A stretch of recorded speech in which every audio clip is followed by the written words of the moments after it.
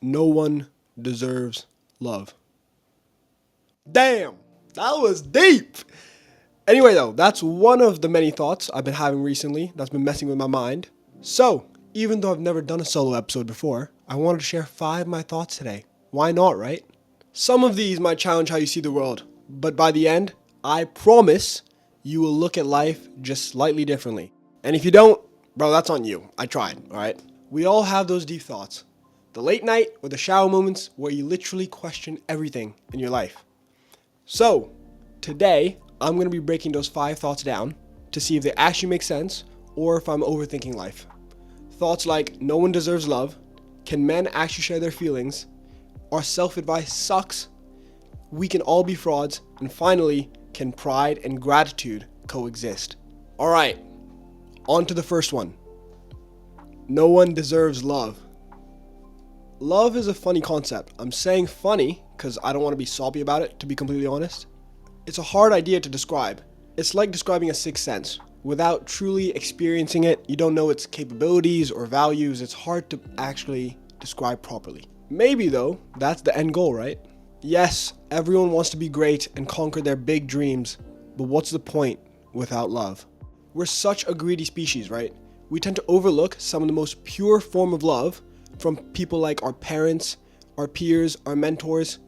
I'm kind of afraid that we or I won't truly understand the true value of love until the people that give it so unconditionally aren't around here to give it anymore.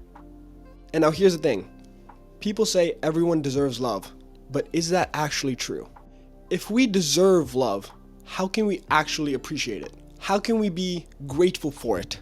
If love just simply belonged to us, no one would idolize it. So let's stop telling ourselves it's an easy commodity that belongs to everyone or something that easily comes by. It is a blessing to be loved. Jay Shetty recently reposted something that I thought was quite smart. He said, the healthiest relationships tend to be the most boring.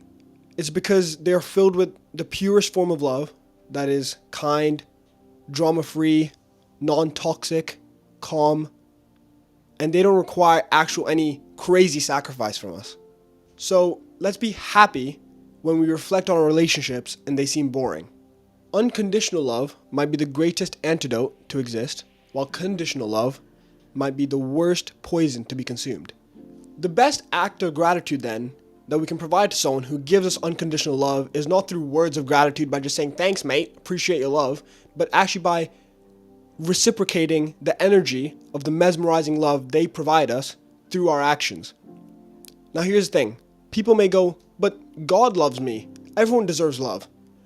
I'm not saying that no one doesn't have love or no one earns love. I'm just saying no Christian I know or no religious person I know goes around saying, I deserve love. God deserves to love me. You get what I'm trying to say?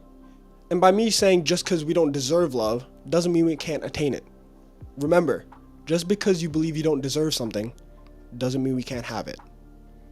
Alright, I feel like that's a good segue. Is that segue? Is that the word? Segue into the second one. Can men actually share their feelings? Well, I know we can, but should we? That's the question. Like as a man, or 20-year-old boy, whatever you want to say, I feel like it's victim mentality to talk about my struggles. I recently saw that Dry Creek Dwayne talked about the fact that men don't need to talk about their feelings or therapy, but rather we just need gratitude. For example, if we get acknowledgement from the people around us about our efforts to provide, rather than our struggles, we can be way more satisfied. Our feelings are then justified and are meant for a bigger purpose. We no longer have to mention or dwell on or complain about our emotional obstacles because we know that these obstacles were in our journey that were meant for a bigger cause. I know it sounds a bit shitty, but why complain about the difficulty of our lives when instead we can explore its meaning? My lack of ability to share my feelings isn't because I don't believe they exist. I know they exist. But it's because I know that the ugly makes the beautiful. And we all say comparison is a thief of joy. But without the ugly, you don't know what the beautiful is. And then without the bad, you don't know what the good is. We go through difficult times because then we can at least find fulfillment from those difficult times when we succeed. Let me give you a weird example, right? Imagine you give a guy $10,000 for free versus a guy that worked his bloody ass off for $1,000. I guarantee you, the guy who worked for $1,000 is going to be 10 times more fulfilled. Okay, yeah, the other guy's going to be richer, but the other guy's going to be way more fulfilled. So then back to my original question. Should we, as men, share our feelings? Now here's my answer. It might be one you don't want to hear, but this is what I got. Why would we want to spend time complaining about our burdens instead of opposed to ensuring that those burdens actually had a valuable purpose behind them and that they led somewhere? But I will say, with caveat, I used to never share my feelings, or I try not to as much because I think no one actually cares. But then I used to hesitate to take action on things because I was afraid of being judged because I thought everyone cared. Which one is it? I don't know. Maybe there's a hidden truth behind each one. I always go back to that line though. There's someone who's had it worse but done it better. So instead of dwelling on our feelings and chasing feelings of happiness, maybe just chase fulfillment. Alright, third one. Our self-advice is horrible. We should stop listening to the reflection and advice we give ourselves. Seriously, our inner voice is a complete asshole, and not in a good way.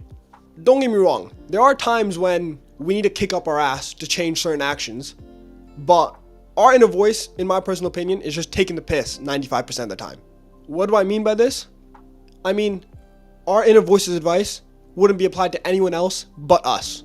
It's only realistically applied to ourselves.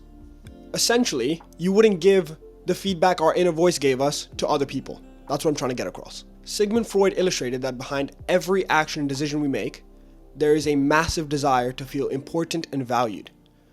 Now, while this desire is probably good to promote our own personal growth, it also sets up extremely unreasonable standards to promote our need to be valued.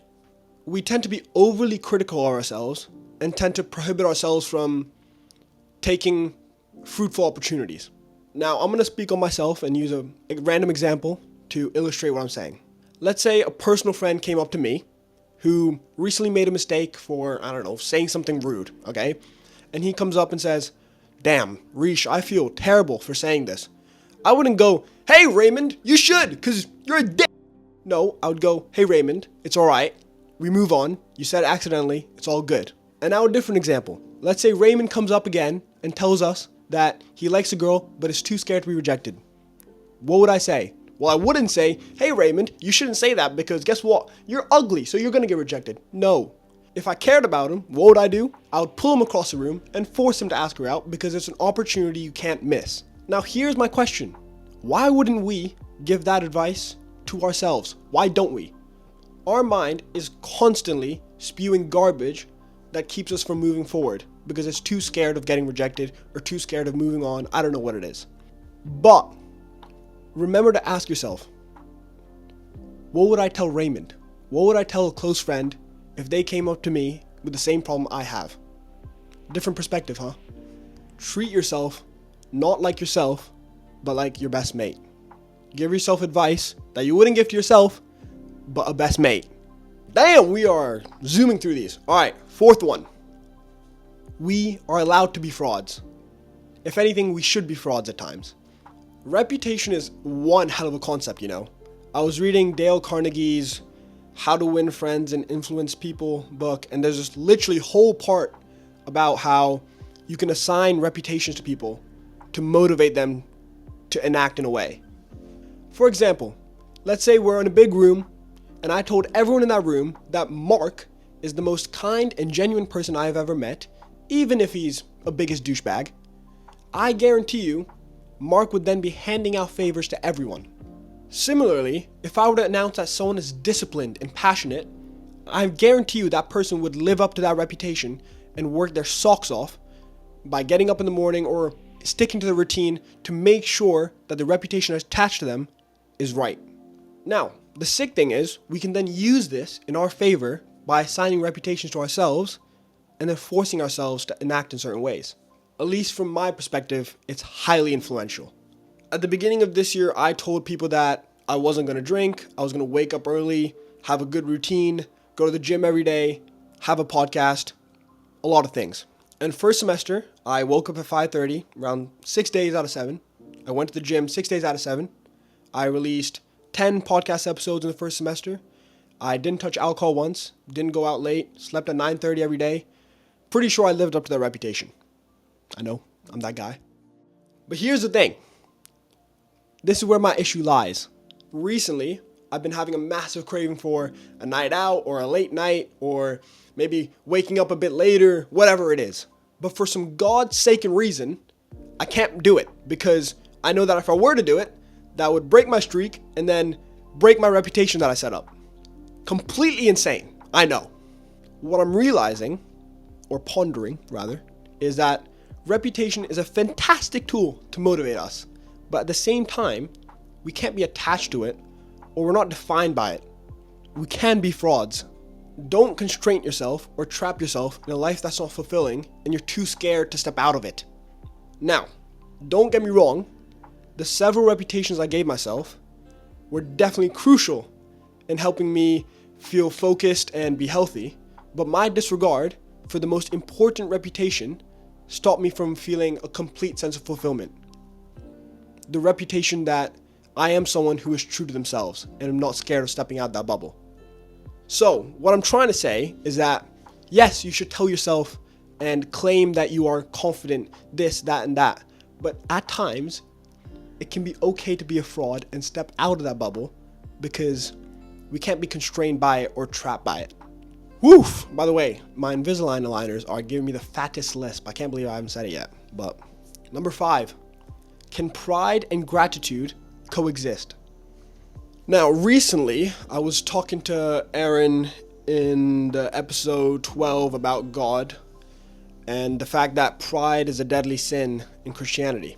It's a sin because if we take ownership over the rewards that we reap, we can't be grateful to the origins of these rewards and accomplishments, which is the opportunities that were presented to us. I then, in response, asked, well, if you get up in the morning and it was a hard day and you either attend class or cook up breakfast when you know you have to or go to the gym, can we be proud of ourselves? And, well, Aaron said no. Aaron said no because these things are not obligations, but rather privileges. We don't have to go to the gym. We don't have to go to class. We don't have to make breakfast. We don't have to get up early. We get to wake up early. We get to make breakfast. We get to go to class, and we get to go to the gym. Like I said, there are people in this world who've had it worse, but done it better. So stop patting yourself on the back for capitalizing on opportunity that you were given, but be grateful that you were given that opportunity. Now, here's where my catch is. Yes, there are people who've had it worse, but done it better. But there are also people who've had it better, but done it worse. Now, I'm not saying we should set our standards to the people who have underperformed, but if we don't give ourselves any sense of self-accomplishment, how can we strive to be better? An extreme sense of pride without gratitude may result in complete greed with no fulfillment, but the other side is a complete sense of gratitude with no pride may result in some complacency without a burning urge to get better and improve ourselves. Remember, I'm not preaching, I'm just thinking, I'm just pondering. Where is the right balance? I agree that every opportunity is a gift. Even Israel Adesanya promotes gratitude in his life because he thinks it's important, and the way he does it is by every night he writes down 3 things he's grateful for during the day, and therefore every day he's always looking for things to be grateful for. At the same time though, can we set goals, and if we reach them, pat ourselves on the back, because then we can enjoy these victories, and the sense of self-accomplishment may actually be a feeling that we'd want again, and we can have that urge to get better. Now, I do believe that we should have more gratitude than pride in our lives, but I'm just wondering how much pride is actually beneficial in our urge to get better and improve our conditions. So yeah, that's the last thought. Maybe I'm right, maybe I'm wrong. Let me know what you think. But at least we're questioning our lives a bit more and being a bit more introspective, you know. I like that. To be honest, I don't really know what to do now. I've never done a solo episode by myself, so I don't know how to outro properly. But let me know what you thought. And some of these thoughts might be a bit, what's the word? Contradicting? No, not the contradicting. Controversial. That's the one. They might be a bit controversial. So you don't have to agree. I'm just putting my thoughts out there. I thought they were interesting. Now, what's the next part? Call to action. That's the one. If you liked it, then leave a subscribe, leave a follow, all that garbage. Like it up, and stay tuned for the next episode. Enjoy.